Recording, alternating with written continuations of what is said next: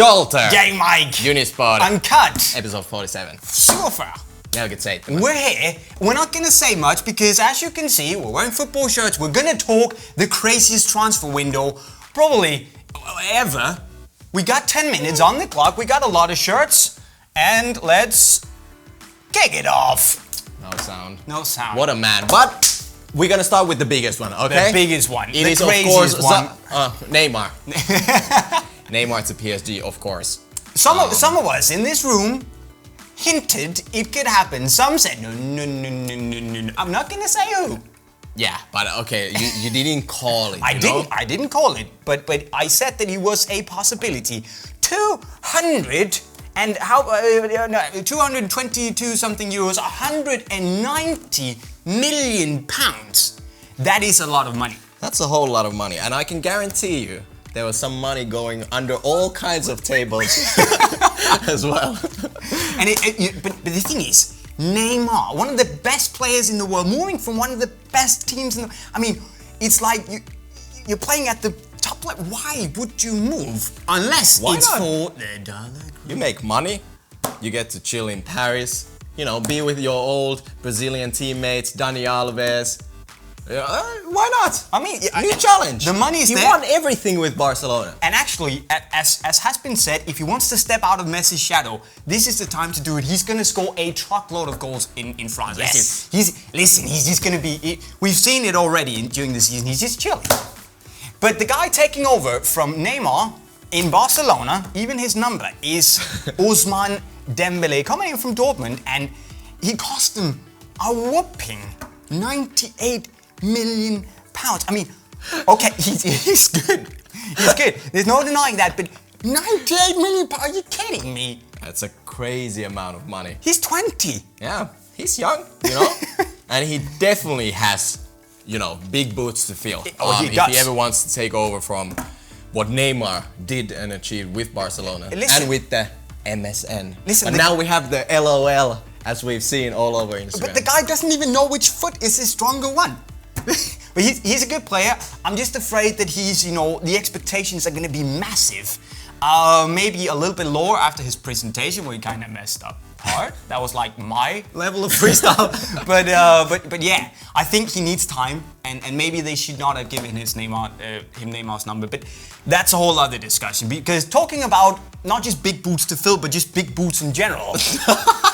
Red Rum going to Manchester United instead of going to Chelsea. Damn it, man. Conte, you missed out. There must have been some discontent at Chelsea. 75 million pounds, and I gotta say that I was expecting United to buy another striker, but us going for Lukaku, it's a lot of guaranteed goals a season. He's a beast. Look, he's a beast, and he's made and built for the English Premier League, man. This guy, he just scores, He might not be the most technical player in the world, but he's a true number 9, Again, his build-up play is probably somewhere around my level, but he knows where the goal is. He's a beast. He's friends with Pogba. They understand each other. It's gonna be rape for some of the smaller teams in the Premier, I reckon. But I was actually, counting on United getting this guy, Morata. He went to Chelsea instead. Real Madrid asked 70-odd million quid from United, and then he went to Chelsea for 58 million. So there you go. What do you think about, getting Morata instead of Lukaku?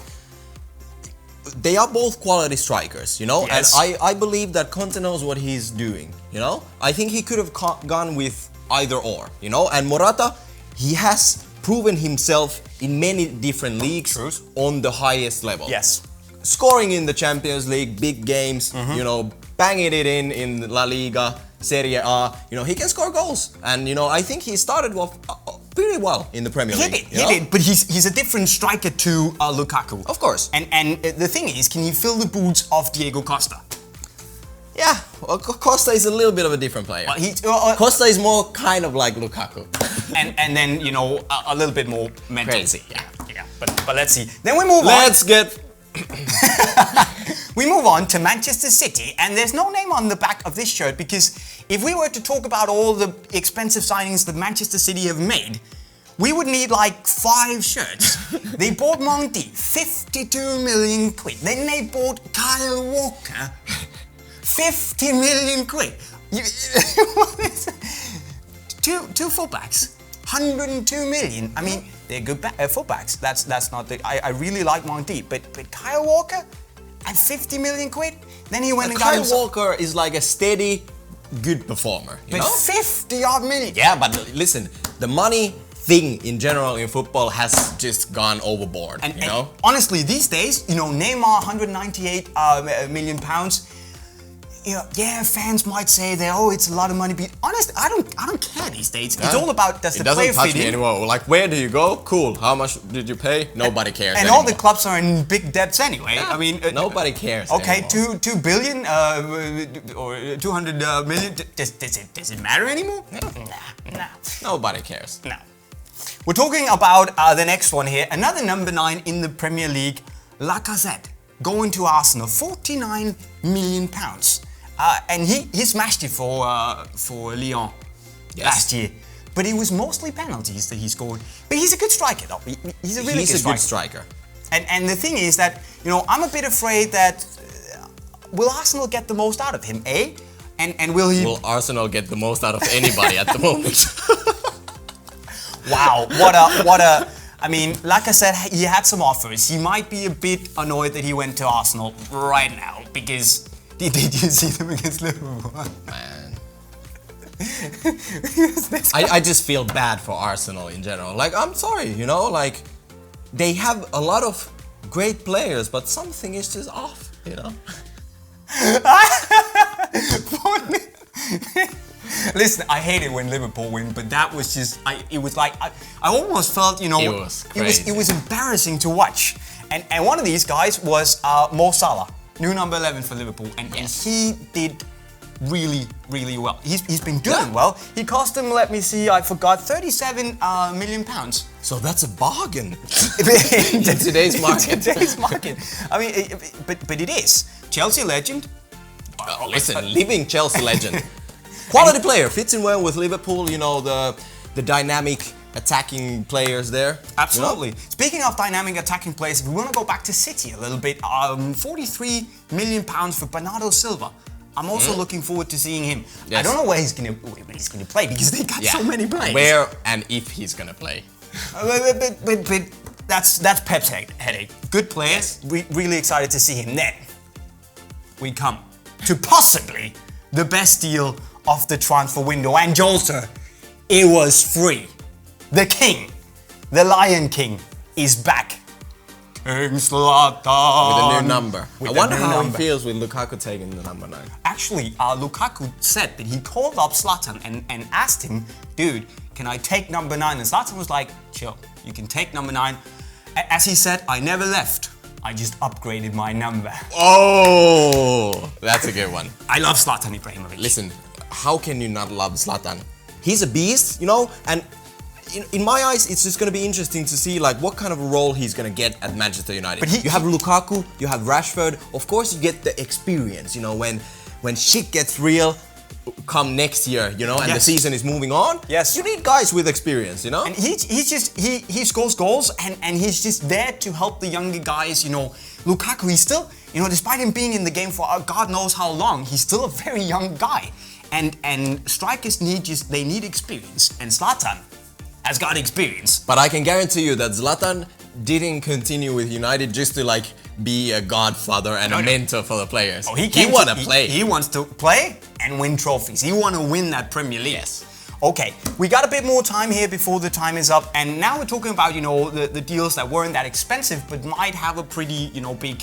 They made a pretty big mark. I got James going to Bayern Munich, and it was actually a pretty interesting one because Bayern Munich took him on loan. And normally you do a loan deal for like half a year or a full year, but they took him on loan for 2 seasons, 2 years. Yeah, that's pretty radical in today's market. Real Madrid, they wanted to get rid of him, and they were asking, you know, a shit ton of money from everybody, and everybody just said, nah, not really. Thank you. And then Bayern made a good call here because they can like They can look at him, and if he sucks, they can just say, "Yep, bye-bye. Bye-bye. Send him back to Real Madrid." You know, your problem. If he's good, they just buy him. They win. It's pretty good. Credit to Bayern. No matter, you know, what you think of James, he's a great player. Yes. You know, he's a great player, but unfortunately, you know, Real Madrid is filled with 25 great players. And, you know, then Zidane thought that, you know what, James, he was good, but not this time. Not this time. And actually, Jolter, our time is up. But we just gotta continue a little bit more, because there is another big loan deal that we need to talk about. Of course. Mbappe. Mbappe. Going to Paris Saint-Germain. And it's a loan deal because Paris, they can't spend more money.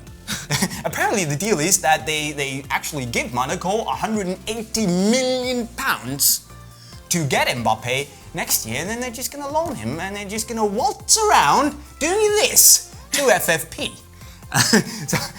But why not? You can go to the capital where you grew up. You can play with Neymar, you can play with Cavani, Di Maria, Pastore, Draxler, Lucas.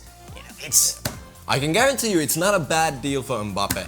But I'm just thinking, how is, you know, Florentino Perez feeling at Madrid when he's sipping his morning coffee? Like, everybody thought he's gonna go there, but then they, you know, he didn't want to pay the cash. He stuck with Gareth Bale, and you know, that's just how it is.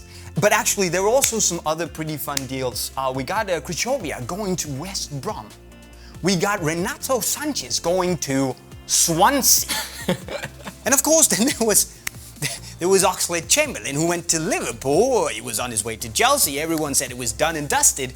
And then he went to Liverpool instead. Quite a lot of money as well. Good player. Let's see what becomes of him. Obviously, there's been other good deals. Matic going to Man United, Bakayoko to Chelsea. A lot of good deals going on out there. It's been a crazy transfer window. But guys, what do you think is the craziest deal of the transfer window? There's been £3.65 billion spent this year. So let us know your thoughts right down in the comment section below. As always, give us a like, slap a like on the video if you enjoyed yourself, and don't forget to subscribe to see more epic Unisport Uncut product videos, the lot. That's it. That's it. No, man. So watch more videos, give it to your friends, and with that said, we're signing off. Cheerio. Peace out.